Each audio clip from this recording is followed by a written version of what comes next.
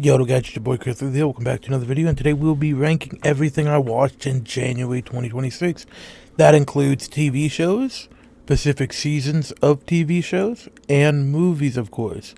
Now, I watched 12 things in this month, and we'll be ranking them from my least favorite to favorite. This month has been really good for me on the media-wise. I haven't watched any movie I disliked or any show I disliked. So, let's get right into it at number 12. Primate. Primate is a movie about a family that lives on an island that is far away from civilization. And they have a pet monkey because of their mother who trained monkeys to see if they can live with humans. And then the monkey gets bitten and has rabies and goes feral. It's meant to be a horror movie. It's more of a horror comedy because you can't really take this movie seriously. The kills are pretty good, but I just couldn't get into it. The acting was subpar, I'm going to be honest. All of the acting was pretty bad. I did enjoy the monkey, and at times I was rooting for the monkey to win, because all of the characters are very unlikable in this movie, besides the father, in my opinion. I just personally couldn't get into it. Like, the CGI for the monkey, they did make the monkey look scary, and they did have some fun action pieces, like some good horror elements, but I found this to be more of like a parody of a movie than an actual horror movie. I couldn't get into it. I'm not saying it's bad. Like, the kills were good, obviously, and there were certain aspects I did like, but overall, I had to give this movie a 7 out of 10. Moving on to number 11, which is 30 Days of Night. This movie I haven't heard too many people talk about. It's a movie about a city or a civilization that for 30 days straight, it's pure darkness. There's no light. It's in a snowy area. And during those 30 nights, the town, let's go with town. The town gets overrun by vampires, who obviously don't have to worry about the sunlight because 30 days of night. This movie was pretty good. It was campy at times. The kills were questionable. I did enjoy the movie overall. The characters are very likable. The story was pretty good. I couldn't care about the characters too much. Like, there are multiple characters that they make you try and care about, but I couldn't get into it. The movie felt like it dragged on, even though it's an hour and a half. And I personally didn't like the ending. I'm not going to spoil the ending, but I personally did not enjoy the ending. This is the town, obviously. I forget his name. I'm trying to remember his name. He did really good in this movie. I did enjoy his acting. He's also the actor for Trap. I'm trying to think of his name. I'm Googling it right now. Josh Hartnett. Hartnett. Very good actor. He plays his role really well. I did enjoy that personally. The vampires, this is the main villain. I did not... They felt like a threat. They did feel like a threat, and there were certain good horror aspects.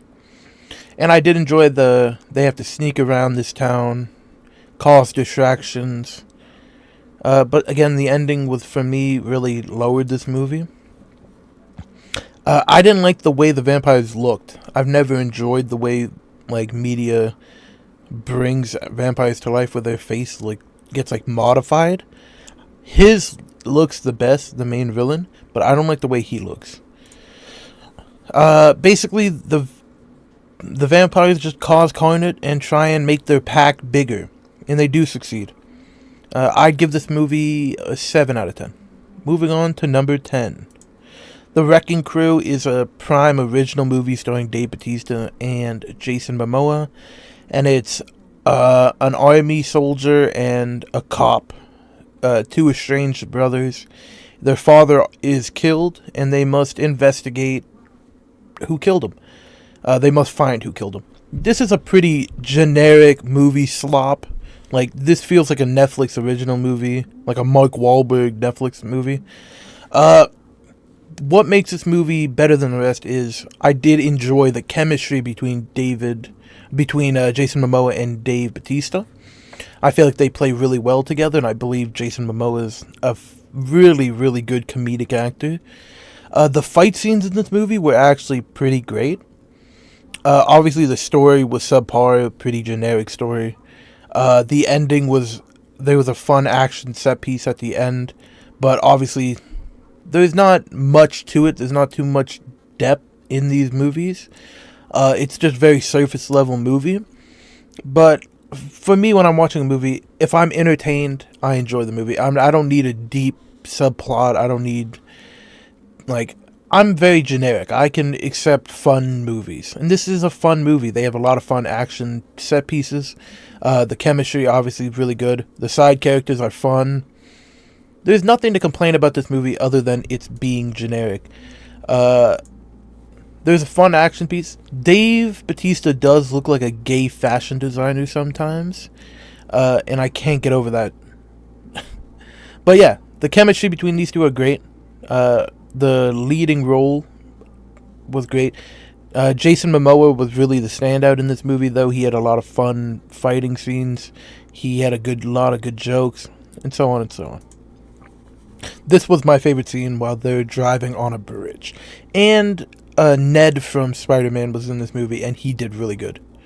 He was very good as a comic relief. The villain for this movie fell flat, and the ending climax didn't really pay off, but for what this movie was, a prime straight-to-streaming original, it's okay. I'd give it a 7 out of 10.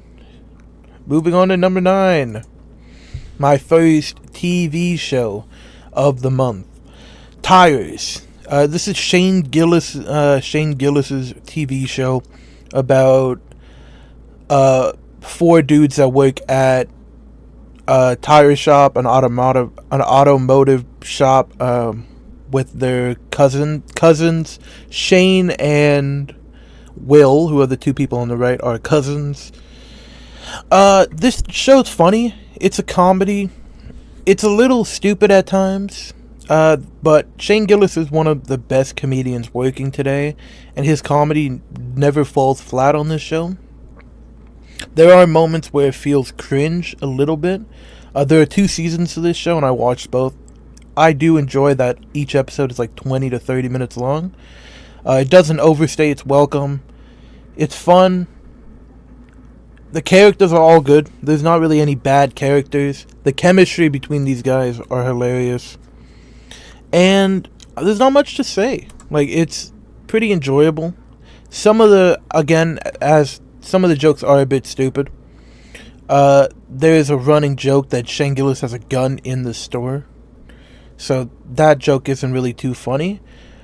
But overall, he's my favorite character. I can't remember his name to save my life right now.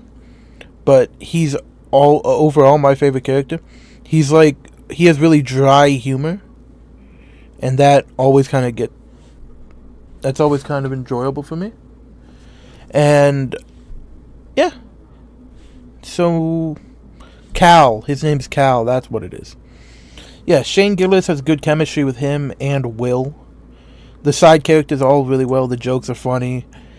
And they keep making the show have new ripples to the show. They're not just repeating the same things over and over again.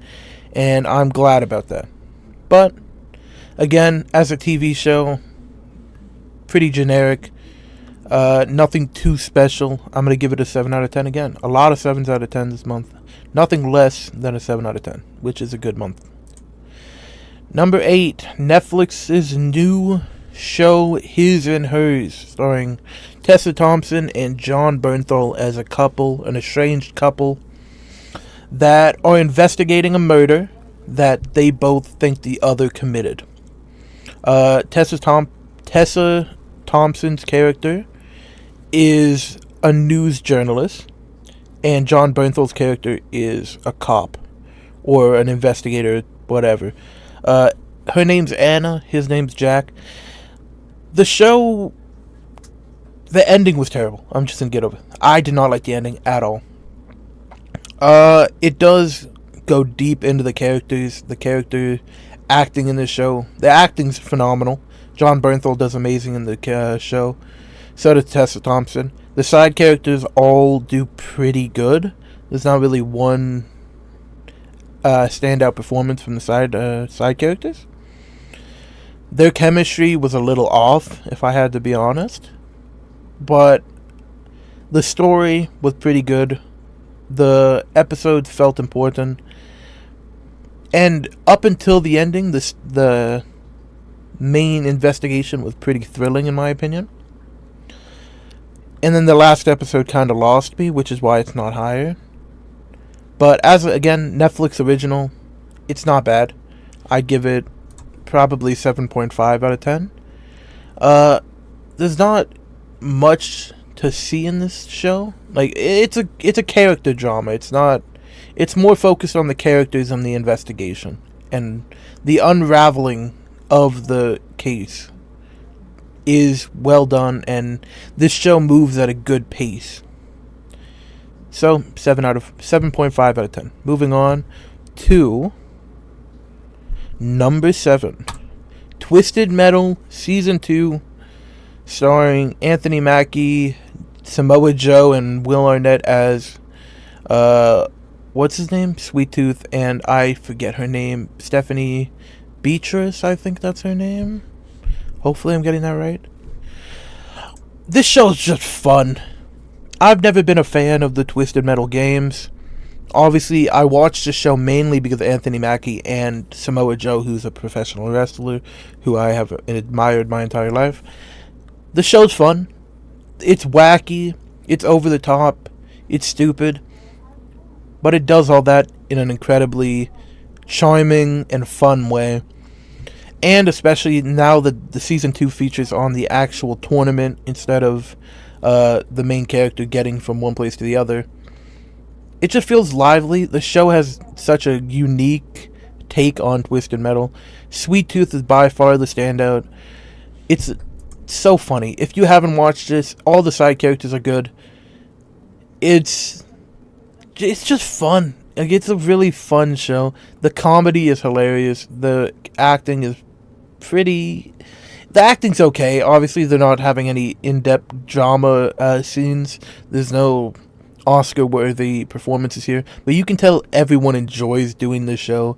And it has just such a sweet charm to it. A lot of fun action set pieces, too. Especially the ending. Very fun scene. Again, characters are fun. Comedic timing, the jokes, everything about this show has been really funny in my opinion. The dynamic between these two are great. No negatives about this. I thoroughly enjoyed it. I'm giving it 8 out of 10. Moving on to number 6, The Rip. This movie is again a Matt Damon and a Ben Affleck starring movie with side characters Steven Yeun and a girl from the movie, from the show From. I don't know what their name is. This movie's pretty good, Netflix original. I wasn't going into it expecting anything good, but the drama and the story that they take you on, the up and down, they make you not know who's telling the truth. They make this movie very suspenseful. Again, Matt Damon and Ben Affleck have such good chemistry together. It's unbelievable. They're both phenomenal actors. The acting performances in this movie are great. No one does a bad job. The story is they go into a house. They are the RIP department where they seize drugs and guns and money. They go into this house. They find out there's $20 million of it. And someone is trying to steal it within the group. And they give you false leads that are believable. They make you believe any character could be doing something bad. The ending was fun. There's not too much action. This is more of a character drama. But there are fun action pieces during the movie. This is not just a character drama, but there are some. There's two scenes I'm thinking about in particular. Great movie, honestly. Every side character is likable. Every main character is likable. And again, the suspense was the main thing. It was a pleasant surprise in from this movie. Steven Yeun does a great performance. So does this girl. I forget her name. Steven Yeun does a great job. I'm not going to spoil the ending, but he does a good job. 8 point. This is one of the action set pieces. They just make it feels believable that anyone could be the one trying to steal the money. I'm going to give it an 8.5 out of 10. Arrow at my number 5. Okay, hold on. I think I wrote something wrong. Whatever. Arrow is supposed to be my number 5 spot. I watched all 8 seasons. Very long commitment. It took me just under a month to watch it. Arrow's a great show. It's a little campy at times. Some of the CGI is not great. And he's not really Green Arrow in this show. He's kind of more like Batman. But this show's phenomenal. It makes you care about every character. Oliver Queen is one of my favorite characters of all time now. Stephen Amell does a phenomenal job in this show. The chemistry between him and Felicity Smoke, the chemistry between him and Diggle. He has so many good villains in this show. He has so many phenomenal action pieces. I've always loved the street level characters. And again, Green Arrow is a street level character. Him and his bow and arrow do so much in this show. It's crazy. The twists and turns this show takes you on throughout 8 seasons. You really feel like you grow with these characters. The ending, this was the only CW show that had a good ending. The ending, they stuck the landing very well. They make you care for every side character. They make you care about what Oliver Queen cares about. Again, the fight scenes in the show are phenomenal. The hand-to-hand fighting is phenomenal. And it had one of the greatest villains I've ever gotten to see on screen, which is Oliver Chase. Not Oliver Chase, Adrian Chase. And yeah, the costumes were really good, and besides one where he was sleeveless. Terrible. There's the chemistry between him and Grant Gustin. Grant, I don't know his name. But Barry Allen, the Flash, is in this show for a couple episodes. The chemistry between these two. Oliver Queen has great chemistry with everyone in this show. Stephen Amell does a phenomenal job as Oliver Queen. And you really get to see the evolution of the character over 8 years. And that's just really important to me. I'm going to give this show a 9 out of 10. Moving on to number 4.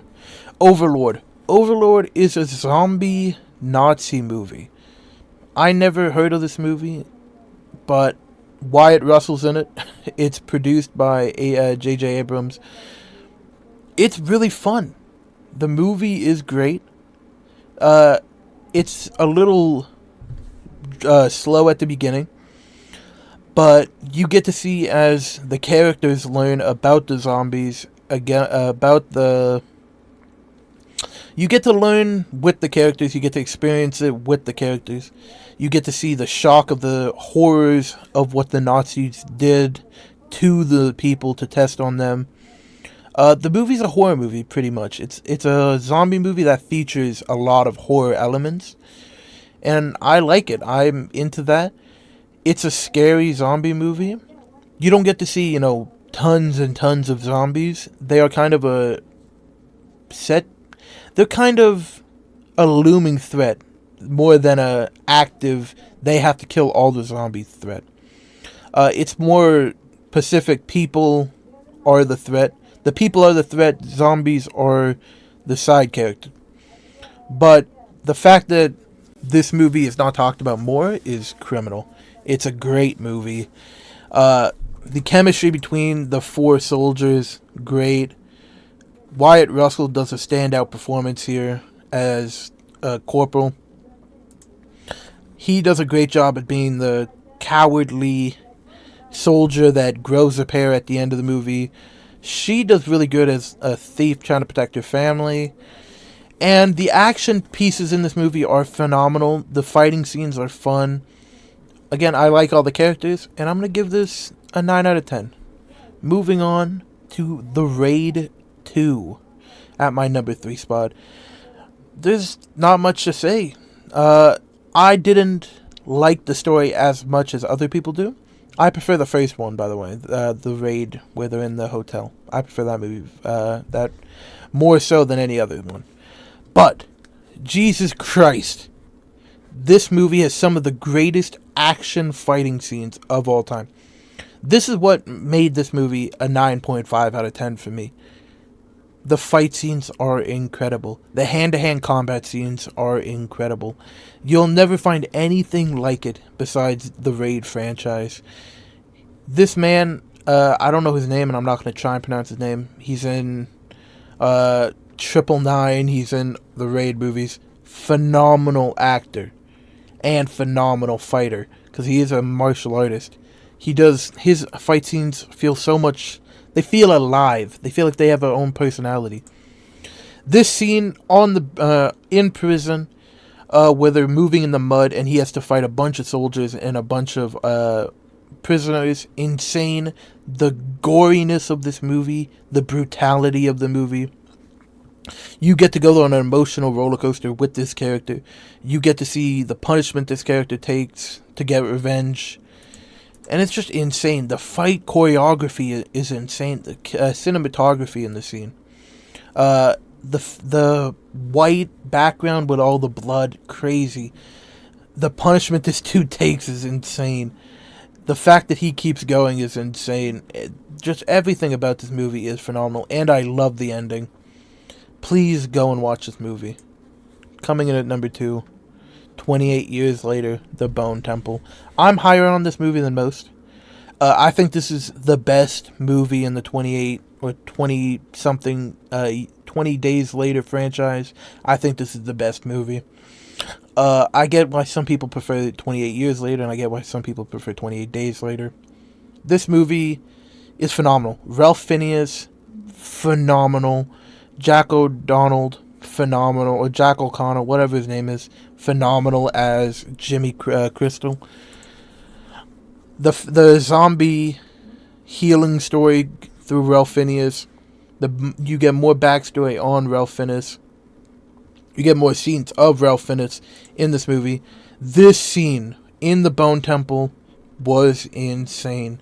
This 20-minute set piece was insane, where he's acting like he is the devil. Insane. I can't say enough good things. The zombie fight scenes in this movie are great. The despicable acts some of the humans commit in this movie are insane. The brutality that you get to witness, and the fact that they normalize it is crazy. This movie feels like a fever dream. I enjoyed every second of it. There's not one... I don't have any complaints. Maybe that there is not enough actual zombies in this movie. But the main character is a zombie. Like, he becomes a main character because he's... him and Ralph Fiennes become friends, sort of. And he just does an outstanding performance in this movie. As you can tell, the Bone Temple is just a phenomenal set piece. And if you haven't watched this movie, watch it. This is a 9.5 out of 10 for me. And all the Jimmys are phenomenal. He's quickly become one of my favorite actors. Him in Sinners and him in this movie. He does a great cult leader. So moving on. Marty Supreme. Marty Supreme is Timothée Chalamet's greatest movie. This dude has promoted the fuck out of this movie. And I can't say anything negative about it. Timothée Chalamet is going to win the Oscar for Best Actor because of Marty Supreme. They made Ping Pong great. All the side characters are very likable. You really get to see the desperation in Marty Supreme. And it's a beautiful movie. My theater experience for this movie was kind of disrupted because we had a fire in our theater. Oh, we didn't have it in our theater, but there was a fire that went on throughout the building, and we had to leave the theater and come back an hour later. The love scenes between Timothy Chalamet and whatever her name is, Gwyneth Paltrow. I like how he's still trying to get something out of it, even though he has her. He tries to steal her chain. You can just see the desperation throughout the movie. He's so desperate to succeed that he'll do anything to succeed. And he just does a phenomenal thing in this movie. I can't say enough good things. This is a 10 out of 10. Thank you guys for watching. Bye.